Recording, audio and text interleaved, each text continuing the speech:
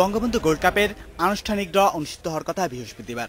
তার আগেই গ্রুপিং জানিয়ে দিয়েছে বাংলাদেশ ফুটবল ফেডারেশন। স্বাগতিক হওয়ার সুবিধা পাচ্ছে বাংলাদেশ। মালয়েশিয়া, শ্রীলঙ্কা জাতীয় ফুটবল দল অংশগ্রহণ করবে। তো এই 6টি দলের মধ্যকার গ্রুপিংটি অবশ্যই আমরা একটা জিনিস কনসিডার করব, যাতে বাংলাদেশ যে গ্রুপে পড়বে সেই গ্রুপের খেলাটি যেন প্রথমে থাকে। অপেক্ষাকৃত সহজ গ্রুপে বেঙ্গল টাইগাররা, গ্রুপ সঙ্গী মালয়েশিয়া ও শ্রীলঙ্কা। র্যাঙ্কিংয়ে বাংলাদেশ থেকে ওপরে মালয়েশিয়া। স্বাগতিকদের লক্ষ্য পূরণের পথ সহজ হয়ে গেছে। শ্রীলঙ্কাকে হারাতে পারলেই সেমিফাইনাল অনেকটাই নিশ্চিত হয়ে যাবে। আরেক গ্রুপে প্রতিদ্বন্দ্বিতা করবে বাহরাইন, থাইল্যান্ড ও সিঙ্গাপুর।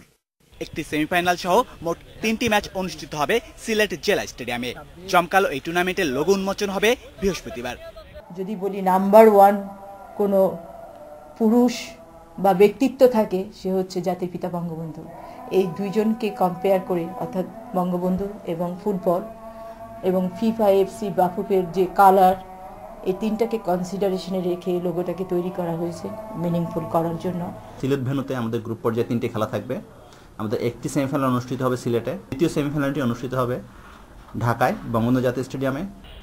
8 ফেব্রুয়ারি বঙ্গবন্ধু জাতীয় স্টেডিয়ামে অনুষ্ঠিত হবে আন্তর্জাতিক এই টুর্নামেন্টের ফাইনাল।